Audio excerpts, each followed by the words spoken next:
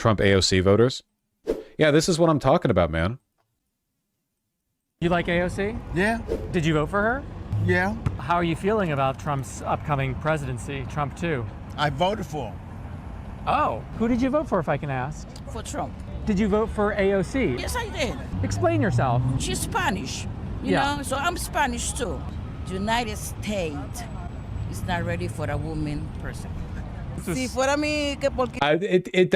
I don't talk about it as much because there's less analysis to do, but I will say, if Kamala Harris was a man, I think she would have won.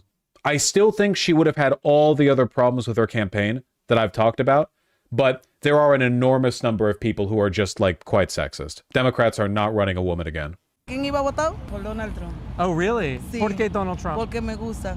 ¿Por qué te gusta? Me gusta como la gente está ahora asustado porque los inmigrantes están bastante feos, lo van a Pero desbaratar. tú eres inmigrante. Tengo mis papeles.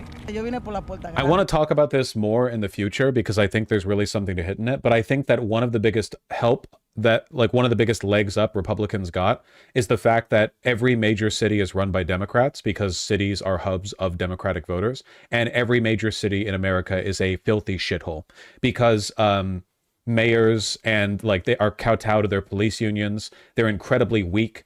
They're very rarely populist. They're usually like centrists. You've got homelessness everywhere. You've got like widespread, rampant antisocial behavior. I was in a fucking grocery store recently and a guy had a gigantic dog in there with him and the dog pissed on a chip bag, which I didn't even see until later. Like, no one gives a shit anymore, you know? Why can the Japanese do cities but we can't? Culture, and they actually care about keeping their cities together, more or less. We don't. ¿Conoces AOC, Alexandria Ocasio-Cortez, Sí. la congresswoman? Sí. ¿Qué piensas de Es AOC? buena, me gusta. Why do you think someone would vote for AOC, who's like as far left as you can get almost? Because people know more about her, and then, that's how it goes. I don't know much about Kamala Harris. To me, Kamala Harris is a puppet. A puppet of who? A puppet for the system. Why do you think Kamala didn't do as well as Biden did in this area, right where we are now? Because for black people, we already knew her being a prosecutor, how many black children she put in jail. And we knew her past. She told the world she was a black woman and she's from India. Not that there's no black people in India, but she's not. Us. You was prosecuting people for a little bit of marijuana, now you all in for marijuana. We appreciate realness. The prices is high, everything is going up, so what you expect? All she does is giggle and go on these talk shows. She doesn't talk about issues. Why did you vote for Biden but not for Kamala? I'm a registered independent. I make up my own mind. Remember one thing about why people voted for Trump. They want change. Yeah, that's largely true. Well, Benjamin, I don't have a problem with people mocking these voters because they're wrong and stupid, but at the same time, so are people generally. So, yeah, they're about to get changed. That's sure. That's for sure. Is democracy good? Yeah, Democrats are just fucking horrible at it. Or I should say liberals are. Neoliberals are. There was a past where liberals were better at politics, FDR, they are unanimous in their hatred for me, and I welcome their hatred. Like, there was a point in time where liberalism had an activist spark in it, and now it doesn't.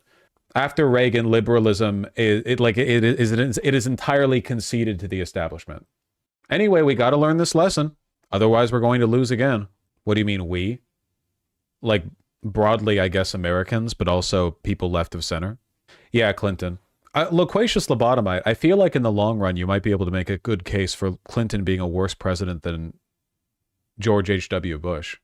I mean, I admit the Iraq War and the war in Afghanistan are a pretty tough act to follow, but Clinton essentially killing the entire left of center apparatus in this country gives way to everything that's happened afterwards, including what happened during Bush's term, Oh, did I mix up W and HW? I mixed up W and HW. Wait, HWW, HW is much better. George H.W. Bush was a monster. And history has forgotten it because, one, he was a one-term president, and two, he sounded smarter than George W. Bush. Now, I got it mixed up, yeah. He was a freak. And a goddamn deep state ghoul. That and his CIA connections. Connections? He was the CIA. I do want to talk more about this in the future. Don't want to go down an Anna Kasparian arc, but I do think that there is I think you can make an extremely good case for the idea that the way cities handle criminal justice and like street cleanliness and everything, like a bunch of basic stuff like that, has pushed people to the right. It's difficult to live in a major city and not dislike Democrats for their management of these cities, you know? I'm not even talking about being more aggressive and locking people up. It's just letting so much of the city's money get bled away in urban and car infrastructure upkeep and by the police budgets that the police do nothing. The police do nothing. Absolutely nothing. And then you know, like these cities are all filthy. And so much money could go towards addressing these issues, lessening the issues with, you know, homelessness and inequality, which would contribute to a lowering of crime. Miami is now the murder capital of America. Is Miami not run by a Democratic mayor? No? Okay. Well, keep in mind, I'm not suggesting that Republicans are going to do better than Democrats in running cities. I'm just saying Democrats run most cities. When I came to Seattle from Poland, I was literally taken aback by the amount of filth and homeless people. On my first day, I saw a crackhead with a knife outside of a restaurant I was sitting in, and another drunk guy harassed me and my sister at Starbucks. Yeah, it's genuinely disgusting. And people like to blame this on, like, you know, limp-wristed democratic governance, you know, like you don't arrest enough people or whatever. That doesn't work. You literally, like, it is a matter of addressing housing costs and like providing the amenities that would help reduce drug dependence and so on and so forth, you know. And like that is what you do. We know that's what works. But Democrats don't do that, so these cities rot. I was more surprised by the lack of sidewalks. Seattle has sidewalks. The only places that don't have sidewalks usually are like by the roads on highways, some suburbs. Same shit goes on here in London. It'll happen everywhere eventually, you know. We don't hear about it as much. The same thing is happening all around the world in neoliberal governance, you know?